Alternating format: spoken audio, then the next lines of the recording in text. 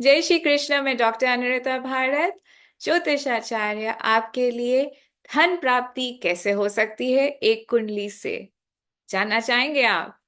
चलिए बताती हूं मैं आपको।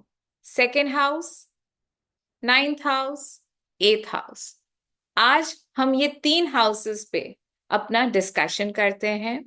Wealth creation through the second house, ninth house and through the eighth house. Why in that order? I'll let you know.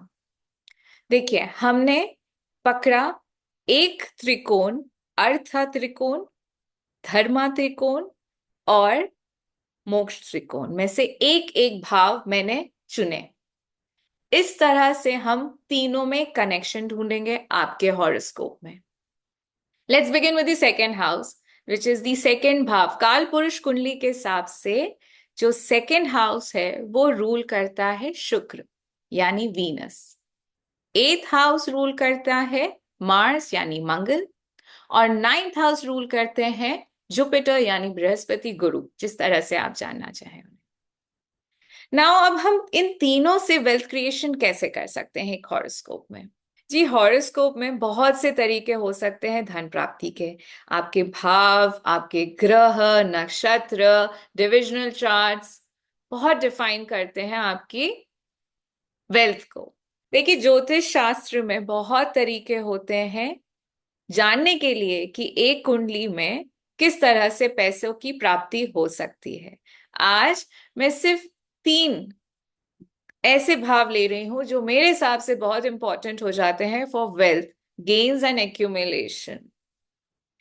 जब हम सेकेंड हाउस की बात करते हैं तो जो सेकेंड हाउस है, मैं उसे कहना चाहूंगी वो आपका घराना है। कहाँ से आपकी पैदाइश बताता है, आपके जनरेशंस अक्रॉस, लीनिएज अक्रॉस आपने क्या कर्म एक्यूमुलेट किए हैं। It's not just accumulation of your wealth, it's also accumulation of your karma by the lineage of yours, your family history, जो आपकी फैमिली ने कर्म किए हैं। क्योंकि जो इस जन्म के कर्म हैं वो सिर्फ हमारे नहीं हैं, हमारे पूर्वजों के भी हैं, और वो डायरेक्ट एसोसिएशन रखता है नाइन्थ हाउस से भी। Not that it has a direct aspect, but ninth house becomes very important because वो भी आपके ancestors को define करते हैं, आपकी destiny को define करते हैं। भाग्योदय आपका हो रहा है कि नहीं हो रहा है, वहां से वो भी बताते हैं। Generations and genes are also indicated from the ninth house. So if that gets afflicted, तो कहीं ना कहीं आपकी wealth, चाहे वो wealth of happiness हो, वो भी affected हो जाती है।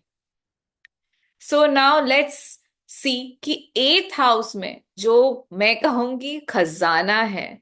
जी हाँ, खजाने में एक्चुअली हमेशा हम सोचते हैं खजाने में बहुत अच्छी अच्छी चीजें होंगी, बट खजाने में मिस्टीरियस चीजें भी होती हैं। एंड दैट्स व्हाई एथ house is a house of transformation, जिसे हम कहते हैं। जैसे एक सर्प होता है, वो अपना ओल्ड स्किन हटाकर नया स्किन धारण कर लेते हैं, वैसे ही जिन लोगों के एथ हाउस बहुत एक्टिव होते हैं, they also undergo transformation process to adapt to the surroundings. And वो इंपॉर्टेंट हो जाता है एक सोल के लिए, एक आत्मा के लिए, वो ट्रांसफॉर्मेशन प्रोसेस जाना, अगर उन्हें जो कर्म करने हैं इस जन्म में, या फिर इवन वेल्थ एक्यूमुलेशन से रिलेटेड कर्म करने हैं, वो उस प्रोसेस से उन्हें गुजरना पड़ेगा। एंड वो प्रोसेस डिफिकल्ट हो सकता है because transformation is not easy. Transformation is always requires a lot of efforts on the individual, by the individual. So that's why eighth house is very very mysterious, but at the same time very important in a horoscope. अगर वो जरूरत से ज्यादा activate हो जाता है तो वो आपको और स्ट्रगल्स दे सकता है, एंड साथ ही साथ आपको मजबूर करेगा कि आपको वो ट्रांसफॉर्मेशन प्रोसेस के थ्रू लेके जाए. Now it's up to you when you decide to go undergo that transformation. Ninth house की जब हम बात करते हैं, वहां से हमें ये भी पता चल जाता है कि आपके ऊपर एंसेस्ट्रल ब्लेसिंग्स कितनी है. तो पितृदोष आपने काफी सुना होगा, वो भी कहीं ना कहीं नाइन्थ हाउस से एसोसिएटेड रहता है. वो एस्ट्रोलॉजी में जब आप डिटेल में जाएंगे तो आपको पता चलेगा कि व्हाट कॉजेज पितृदोष. मैं क्यों इन तीन भावों पे एम्फसाइज कर रही हूँ फॉर वेल्थ जनरेशन? इसलिए क्योंकि the real test of wealth can come only after transformation, and that undergoes from the eighth house, जो मोक्ष हाउस भी होता है. Moksha is not just about the ultimate release, it's also the ultimate freedom that you get from your miseries.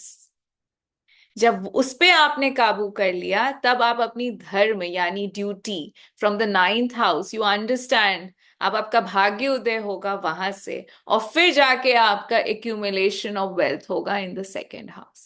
And that's how I treat all these three bhavas together. Very important if you are undergoing difficulty in wealth accumulation in your horoscope. भावों के साथ साथ हमें ग्रहों पे भी ध्यान देना चाहिए. कैसे? कौन से ग्रह इंपॉर्टेंट हो जाते हैं जब हम स्पेसिफिकली पैसों के बारे में डिस्कस कर रहे हैं आज?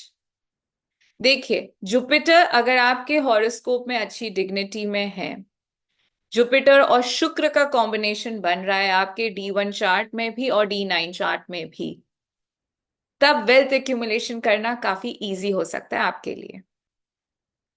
जब शनि और जुपिटर के जो कनेक्शन है वो ठीक ठाक नहीं बन पा रहे हैं, तो आपको वेल्थ एक्यूमुलेशन करने में मुश्किल आ सकती है. बट साथ ही साथ जब गुरु शुक्र और शनि एक कनेक्शन बना रहे हो चार्ट में, चाहे वो D1 में हो, D9 में हो, और वो इन तीन भावों को जो मैंने अभी डिस्कस किया था, द सेकेंड, नाइन्थ एंड एथ हाउस से कहीं ना कहीं कनेक्टेड हो, तो आप ये देख लीजिएगा कभी ना कभी आपके लाइफ में एक अनप्रेसिडेंटेड वेल्थ आ सकती है. जहां से आपने शुरुआत करी और जहां आप हैं और आप जहां जाना चाहते हैं, उसके बीच में आप ये जरूर देखेंगे कि आपका वेल्थ कोशेंट इंक्रीज हो सकता है.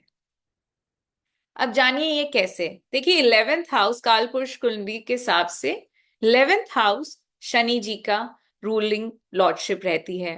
अब अगर हम इन तीनों ग्रह पे जरूर अपने फोकस करिएगा आपकी कुंडली में, ये तीन ग्रह किस तरह से प्लेस्ड हैं, आपके डिविजनल चार्ट्स भी देखिएगा किस तरह से ये प्लेस्ड हैं. अगर ये अच्छी तरह से प्लेस्ड हैं, कहीं ना कहीं ये आपको वेल्थ देने की कोशिश कर रहे हैं और आपको कहीं ना कहीं समझ ही नहीं आ रहा कि किस तरह से आ सकती है वेल्थ, तो जरूर एक एस्ट्रोलॉजर, ट्रस्टेड एस्ट्रोलॉजर के पास जाइए जो आपको मदद कर सके कि एक्टिवेट हो सके, किस तरह से आप ऐसी रेमेडीज कर सकें कि ये घर स्ट्रेंथन हो सके, ये भाव स्ट्रेंथन हो सके, और वो जो प्लैनेट्स की अगर दशा चल रही है और तब भी आपके पास पैसे की कमी हो रही है या पैसे आने में मुश्किल हो रही है, तो डेफिनेटली आपको एस्ट्रोलॉजर के पास जाना चाहिए, जहां वो आपको थोड़ा गाइडेंस दे सके, राइट रेमेडीज दे सके कि जो आपके नसीब में है वो तो आपको मिल जाए आराम से, और बाकी आप अपने कर्मों से करिए. देखिए, वेल्थ कमाने के लिए हमें बहुत सारे अलग अलग प्लैनेट्स की जरूरत पड़ती है. डिपेंडिंग ऑन योर दशा which planet is activated, depending on the aspects on those particular houses that I mentioned. क्योंकि आज मैंने सिर्फ तीन ग्रह ज्यादा बात करी है और तीन भावों के बारे में ज्यादा बात करी है, जस्ट बिकॉज कि आप ये देख लीजिए कि अगर इन तीनों का इन तीनों भावों से कॉम्बिनेशन बन जाए तो किस तरह से आप अपनी कुंडली से वेल्थ एक्यूमुलेट कर सकते हैं. नेक्स्ट टाइम और कोई ग्रह के बारे में और कोई भावों के बारे में मैं लेकर आऊंगी. अगर आपको ये वीडियो अच्छी लगी तो please do subscribe to my channel and also like and comment if you like and have some time for me. Jai Shri Krishna.